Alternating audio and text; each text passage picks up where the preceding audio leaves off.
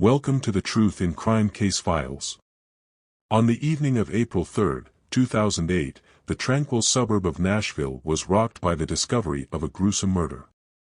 What appeared to be the idyllic life of a housewife took a tragic turn, leading to an affair that ended in bloodshed. Sandra Pautz, 34, was well regarded in her neighborhood as the perfect housewife.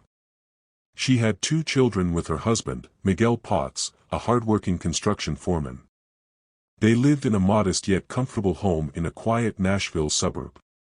Sandra was admired for her kindness and devotion to her family, and from the outside, her life seemed ideal. However, beneath the surface lay dark secrets that would soon come to light.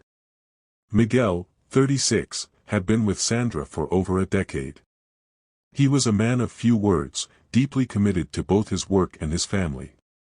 His long hours on construction sites often kept him away from home, but he believed it was all worth it to provide for his loved ones. Miguel took pride in the life he had built, a stable home, financial security, and what seemed to be a happy marriage.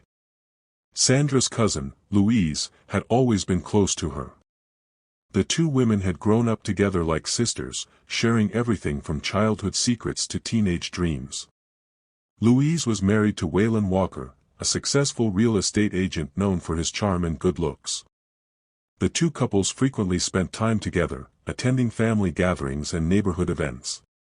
But over the years, something began to change in Sandra. Despite having what many would consider the perfect life, Sandra began to feel an emptiness growing within her. Miguel was always working, often leaving before dawn and returning well after sunset. While his dedication was admirable, it left little time for Sandra, who felt increasingly lonely. Their conversations grew shorter, mostly revolving around their children or household matters, and the passion that had once defined their marriage had all but disappeared. During this time, Waylon Walker, Louise's husband, started to pay more attention to Sandra. He was everything Miguel was not: charming, attentive, and always quick with a compliment or flirtatious smile. Though Waylon had a reputation for being a ladies' man, Sandra had previously brushed off his behavior as harmless. But as Miguel became more distant, Sandra found herself increasingly drawn to Waylon's charisma.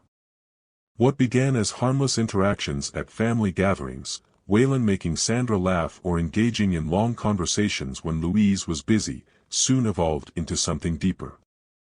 He seemed genuinely interested in her thoughts and feelings, a connection Sandra hadn't felt with Miguel in years. As time went on, the bond between Sandra and Waylon grew stronger, and their friendly banter turned into something more dangerous.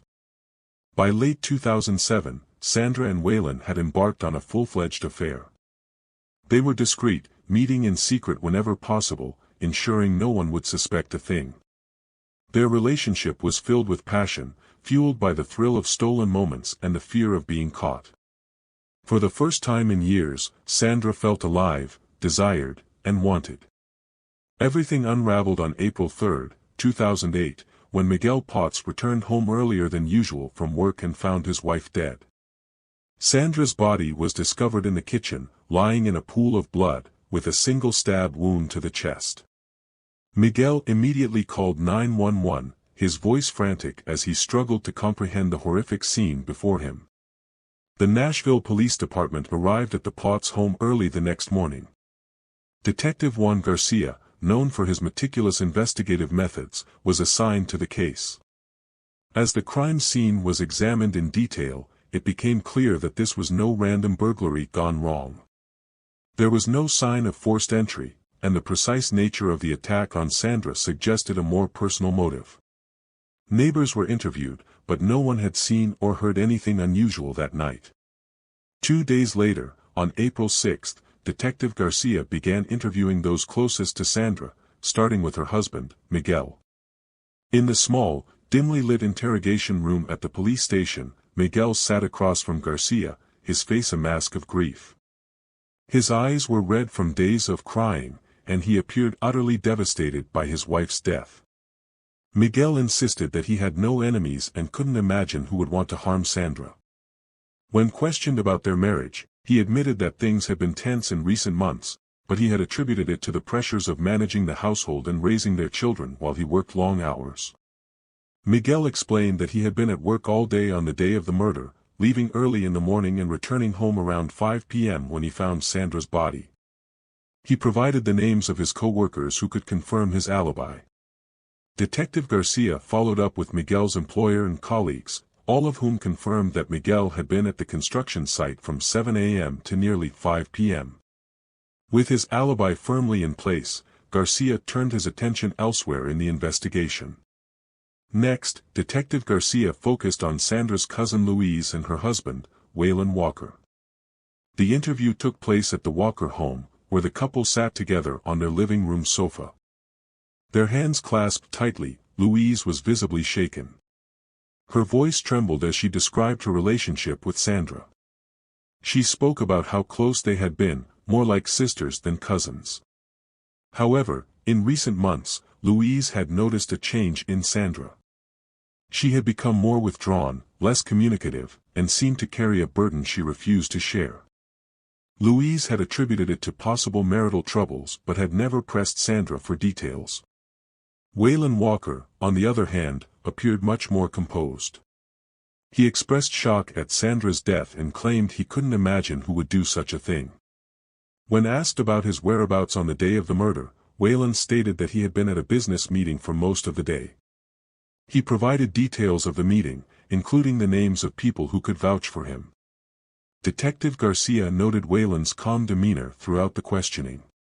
Unlike Louise, who was visibly distraught, Waylon remained in control of his emotions, which struck Garcia as unusual given the circumstances. As Garcia wrapped up the interviews, he couldn't shake the feeling that there was more to the story than had been revealed. Louise's account of Sandra's recent behavior hinted at deeper issues, and Waylon's composure in the face of such a tragedy seemed unsettling. Garcia knew he had to dig deeper. He instructed his team to verify Waylon's alibi and to keep a close watch on both him and Miguel as the investigation progressed. Detective Garcia and his team worked tirelessly to piece together the events leading up to Sandra Pautz's death. On April 8, 2008, their efforts paid off when they uncovered a significant lead. During a routine examination of Sandra's phone records, Garcia discovered a series of text messages that raised immediate suspicion. These messages, flirtatious and intimate in nature, were exchanged with a contact listed under a pseudonym. This discovery instantly raised red flags for Garcia, who suspected that these messages could be crucial to understanding what had happened. The texts revealed a side of Sandra that no one had known, a passionate and secretive relationship that had been carefully hidden from both her husband Miguel and her cousin Louise. Garcia ordered his team to trace the phone number associated with the pseudonym, hoping it would lead to more answers. When the trace came back, the number was linked to none other than Waylon Walker, Louise's husband. This revelation shocked Garcia, as it indicated that Sandra had been involved in an affair with her own cousin's husband for nearly a year. The affair had been conducted with extreme caution. Sandra and Waylon communicated primarily through coded messages and met in places where they were unlikely to be seen together. Their relationship had provided Sandra with the attention and affection she desperately craved, but it also placed her in a dangerous situation. The fact that Waylon was married to Louise and Sandra was married to Miguel made their affair a ticking time bomb that had the potential to destroy both families. 2 days later, on April 10, 2008, Waylon Walker was brought in for questioning again. This time, Detective Garcia approached the interview with a different strategy. Armed with evidence of the affair, Garcia was determined to push Waylon into revealing more. As the interview began, Waylon remained calm and composed, but Garcia wasted no time confronting him with the text messages. At first, Waylon denied any wrongdoing, claiming that the messages were harmless and that there was nothing more to them. However, as Garcia pressed him further, Waylon's composure began to crack. Under mounting pressure and the weight of the evidence, Waylon finally admitted to the affair. He confessed that their relationship had been intense and passionate, but he insisted it was nothing more than a fling. According to Waylon, he had never intended to leave Louise and had ended the relationship with Sandra just weeks before her death. He portrayed the affair as a mistake, something that had spiraled out of control but was now behind him. With this new information, Garcia shifted his focus to Louise. When she was questioned, Louise broke down. She admitted that she had suspected Waylon of infidelity for some time, but she had never imagined it could involve her own cousin. Louise revealed that she had noticed changes in Waylon's behavior, his frequent absences and secretive phone calls, but she had never confronted him directly. Despite her suspicions, she had trusted Waylon's reassurances, until Garcia presented her with the undeniable truth. The revelation shattered Louise, but she had no further information that directly implicated Waylon in Sandra's murder. Though she was devastated by the betrayal, she was as much in the dark about the murder as the investigators had been. Waylon, meanwhile, continued to insist that he had nothing to do with Sandra's death. But everyone knew the truth. What had happened on the morning of April 3, 2008, was that Miguel left for work as usual, unaware that his world was about to come crashing down. Sandra and Waylon had planned to meet that day. Waylon told Louise he had a meeting with a client, and Sandra sent the children to school, eagerly awaiting Waylon's arrival. She made sure the house was spotless, her appearance perfect, everything just right for their rendezvous. Waylon arrived at the Pautz home around noon, and Sandra greeted him at the door. They quickly found themselves in each other's arms. However, something unexpected happened. While they made love, Sandra accidentally moaned her husband's name, and that changed everything. The mood was instantly ruined, and she began to feel overwhelming guilt. Clearly, she still loved her husband.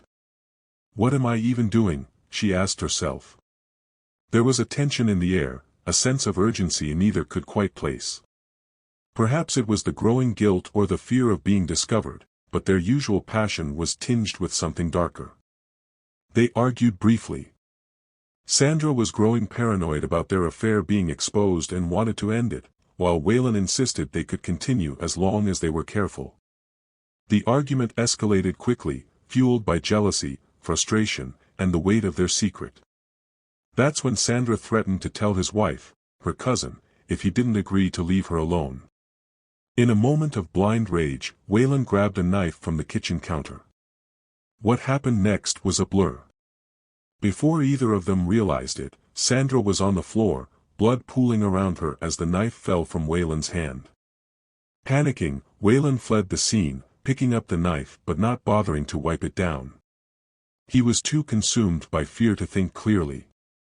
He ran to his car, his mind racing with the realization of what he had just done. Sandra, the woman he had claimed to love, was now lying dead in her own kitchen, the life drained from her body. Back to the case, following these revelations, the investigation took on a new urgency. Detective Garcia and his team worked tirelessly to gather more evidence linking Waylon Walker to the murder. On April 12, 2008, they made a breakthrough. Surveillance footage from a store near the Pautz residence was reviewed, and it showed Waylon Walker in the area on the day of the murder. This footage directly contradicted Waylon's earlier claim that he had been at a business meeting during that time. When Garcia investigated further, he discovered that the meeting Waylon had claimed to attend had been cancelled, unraveling Waylon's alibi. In addition to the surveillance footage, forensic analysis of the crime scene revealed a partial fingerprint on the back door of the Pautz house. The fingerprint was matched to Waylon, but when questioned, Waylon claimed it must have been left during a previous visit.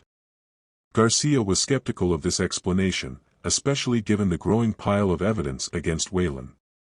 By April 15, 2008, Detective Garcia had gathered enough evidence to move forward.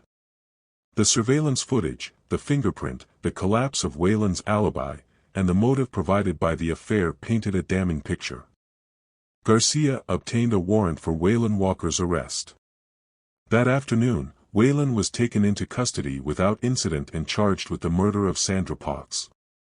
The arrest sent shockwaves through both families and the entire community. The affair, which had been carefully hidden for nearly a year, was now exposed, and the consequences were devastating. Waylon's actions had not only taken Sandra's life but had also destroyed his own marriage and shattered the trust between two families. As Waylon sat in his cell awaiting trial, the reality of his actions began to sink in. What had started as a secret affair had spiraled into a deadly confrontation, leaving a trail of destruction in its wake. As the case prepared to go to trial, the prosecution built a solid case against Waylon Walker. They painted him as a man who couldn't handle the pressure of his double life and chose murder to protect his secrets. The defense, however, argued that there was no concrete proof that Waylon had killed Sandra and suggested that someone else with knowledge of the affair could have framed him. On May 5, 2008, the trial of Waylon Walker began, drawing widespread attention from both the media and the community. The courtroom was packed with people eager to see how the case would unfold. Reporters lined the hallways, and the trial became the talk of Nashville, Tennessee. The prosecution wasted no time in laying out their case against Waylon. They presented a detailed timeline of events, supported by a mountain of evidence. The text messages between Sandra and Waylon were a key part of the prosecution's argument, clearly showing the affair and the escalating tension between the two. These messages painted a picture of a relationship that had become increasingly volatile in the weeks leading up to Sandra's death. Surveillance footage was shown next, capturing Waylon near the Pautz home on the day of the murder. This evidence directly contradicted Waylon's claim that he had been at a business meeting, which the prosecution pointed out had been cancelled. The footage placed Waylon at the scene when he claimed to be elsewhere, casting serious doubt on his credibility. The prosecution also presented forensic evidence, including the partial fingerprint found on the back door of the Pautz house. This fingerprint matched Waylon's, placing him at the scene in a way that could not be explained away as part of a previous visit. This physical evidence was critical in directly linking Waylon to the crime. Witnesses were called to the stand to testify about the deteriorating relationships between the two couples. Neighbors and friends described how Sandra and Miguel had grown distant, and how Waylon's behavior had changed as he became more secretive and withdrawn. These testimonies helped establish a motive, suggesting that Waylon was under immense pressure as his affair with Sandra began to unravel. Miguel Pautz's testimony was one of the most emotional moments of the trial. He recounted the day he found his wife's body, his voice heavy with grief and disbelief. He spoke of his shock not only at her death but also at discovering her affair with Waylon. Miguel's testimony added a personal and heartbreaking dimension to the case, reminding everyone of the real human cost of the crime. Louise Walker also took the stand. Her testimony was a mix of betrayal and sorrow. She described how she had always trusted Waylon but had suspected something was wrong in the months leading up to Sandra's death. Louise spoke about her confrontation with Waylon after his arrest, where the full extent of his lies became clear. She explained how their marriage, once strong, had crumbled under the weight of his deceit. Louise's pain was palpable as she recounted how Waylon's actions had shattered their lives. Throughout the trial, the prosecution argued that Waylon Walker had acted out of desperation. Faced with the threat of Sandra exposing their affair and destroying his marriage, Waylon chose to silence her permanently. The evidence, both physical and testimonial, painted a picture of a man who had been pushed to the edge and made a deadly decision to protect his secrets. As the trial progressed, the jury listened intently, aware that they were deciding the fate of a man who had torn two families apart. The evidence was overwhelming, and the case against Waylon was strong. The community watched and waited, knowing that the outcome of this trial would have lasting consequences for everyone involved. After weeks of testimony, the jury reached a verdict. Waylon Walker was found guilty of second-degree murder. Although some of the evidence was circumstantial, it was strong enough to convince the jury of his guilt. He was sentenced to 25 years in prison, with the possibility of parole after 15 years. In the wake of the trial, Louise filed for divorce from Waylon, leaving behind the life they had built together. She moved away from Nashville, seeking to start anew, far from the painful memories. Miguel Pautz, still reeling from the loss of his wife and the betrayal, continued to live in the house where the tragedy occurred, a constant reminder of the life he once had. The neighborhood, once vibrant and close-knit, was left haunted by the events. Whispers of the affair and murder lingered long after the trial, a cautionary tale of how easily secrets could turn deadly. The story of Sandra Pautz's tragic death stands as a stark reminder of the dangers of deceit and the lengths people will go to in order to protect their secrets. In the end, the affair that was supposed to be a secret passion became a deadly obsession. But this is nothing compared to the case where a housewife's secret affair with her neighbor's son ends in death. A Truth in Crime Case Solvers. Interested in more real-life murder mysteries? Be sure to like and subscribe to our channel. Do you have any thoughts about this case or have a case of your own you'd like us to investigate? Leave us a comment. Until then, stay safe.